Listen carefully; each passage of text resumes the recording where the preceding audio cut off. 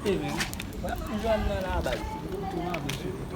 Pat fam jwenn de di ala, ase kou de. Lem te jen de kon hat wipi dit ga. Am konnen ben nou, m kon sa, men baz.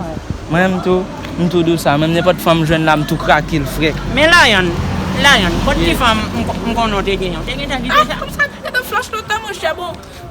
Ba la men, sou telefon mwen la, m konsey de boul moun men. Ye ko ajem lem de nan kum de kon manye moun wi. M konnen te kon manye moun pen nou, m konnen ou toujwa pale, di kon so konsey de ban, gwo moun ou te kon ap manye. Men koto pa la men. Ma vile di ou wala. Da la, ou tou manajem men. Tou manajem. Debi le 8 manje. Oui, ou tou manajem. Oh. Run.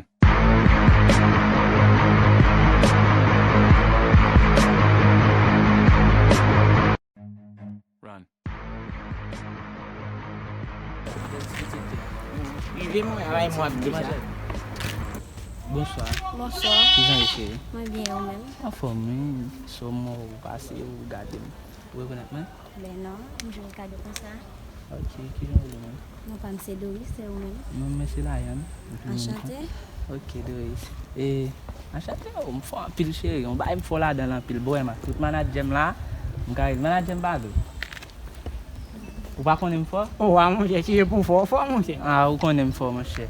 Chante, fam, se yon bet ki bouzen, wap bal la jan, la ta e sou. E so te bejan di ya? Pas dans l'histoire.